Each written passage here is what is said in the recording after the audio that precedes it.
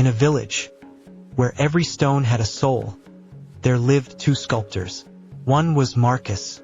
He was famous, wealthy, and very, very proud. He believed no one could match his skill. The other was Leo. Leo was young, quiet, and worked in a small, dusty shed. He didn't care about fame. He only cared about the beauty of the stone. The king announced a great competition. "Create an angel," the king said. "The winner will be the royal sculptor for life." Marcus worked in a grand studio with golden lamps. Leo worked by the light of a single candle. One evening, Marcus walked past Leo's shed. He looked through the window, and his heart froze. Leo's statue was breathtaking. The angel's wings looked so soft, so real, as if they were made of feathers instead of cold marble. A dark seed of envy grew in Marcus's heart. He couldn't let a boy win. He whispered to the shadows, "I must be the only one." That night, under a dim silver moon, Marcus snuck into the workshops. The air was cold. The hallways were dark. He felt his way to a door, pushed it open, and saw a tall, white shape covered in a cloth. With a heavy hammer and a cruel smile, he struck. A large piece of the angel's left wing fell to the floor, shattered into 1,000 pieces. Marcus laughed quietly and vanished into the night. The next morning, the village gathered in the great square. The king stood before the two covered statues. Marcus stepped forward, his head held high. "Behold, the work of a master," he shouted.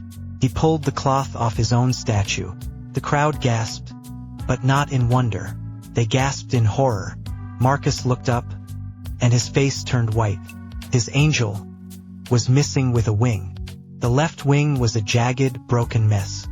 You see, in the darkness of the night, Marcus had lost his way. He hadn't entered Leo's shed at all. He had broken into his own studio. He had destroyed his own masterpiece. Then, the king moved to Leo's statue. When the cloth fell, a silence washed over the crowd. It was perfect. It was glowing. Leo had stayed up all night, finishing the final details of the feathers. The king looked at Marcus, whose hands were still covered in white marble dust. "Marcus," the king said softly, "when you try to break another man's ladder, you only find yourself standing in a deeper hole." Envy is a noun, meaning the feeling of wanting what someone else has.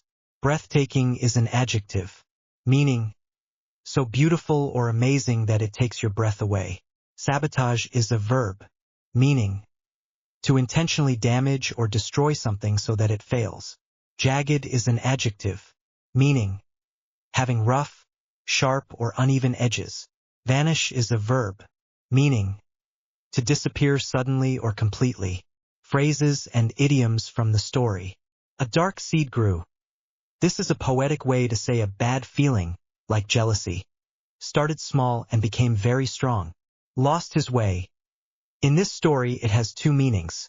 He literally got lost in the dark, and he also lost his moral path by doing something wrong. What goes around, comes around. A classic phrase for karma. The idea that the energy or actions you put out into the world will eventually return to you. Break someone else's ladder. An idiom meaning to try and stop someone else from succeeding, which often results in your own failure.